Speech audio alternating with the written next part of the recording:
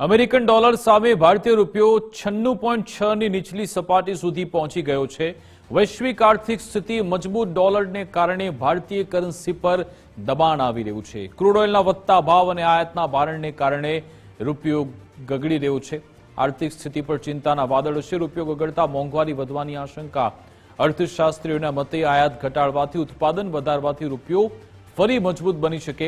સોનાની વધુ આયાત ડોલરની માંગ વધારે છે, જે રૂપિયાના મૂલ્યમાં ઘટાડો કરે છે। સ્થાનિક ઉત્પાદનને પ્રોત્સાહન આપી આર્થિક સ્થિરતા જાળવવી અનિવાર્ય છે। પ્રધાનમંત્રી શ્રી નરેન્દ્ર મોદી સાહેબે જે કીધું છે, જે લોકોને એક અપીલ કરી છે કે આપણે અત્યારે સોનાની ખરીદીને અટકાવવી જોઈએ, એનું મુખ્ય કારણ એ જ છે કે આપણે સોનું વિદેશથી ઇમ્પોર્ટ કરીએ છીએ અને ઇમ્પોર્ટ માટે આપણે ડોલરની જરૂર પડશે અને મેક્સિમમ ડોલરની જેમ જરૂર પડશે એમ રૂપિયો આપણો નીચલી સપાટીએ જતો રહેશે।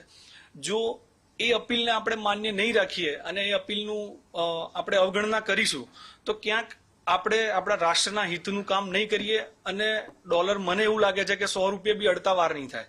એટલે એ વસ્તુને માની અને મેક્સિમમ આપણું ઇમ્પોર્ટ છે એ ઘટાડવું જોઈએ અને એક્સપોર્ટ વધારવું જોઈએ, આવું મારું માનવું છે।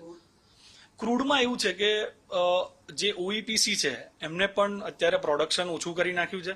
સાથે સાથે હોર્મુઝના લીધે જે અત્યારે સપ્લાય ઘટ્યો છે અને ડિમાન્ડ વધી રહી છે, એના કારણે ક્રૂડનો ભાવ અતિશય વધી રહ્યો છે।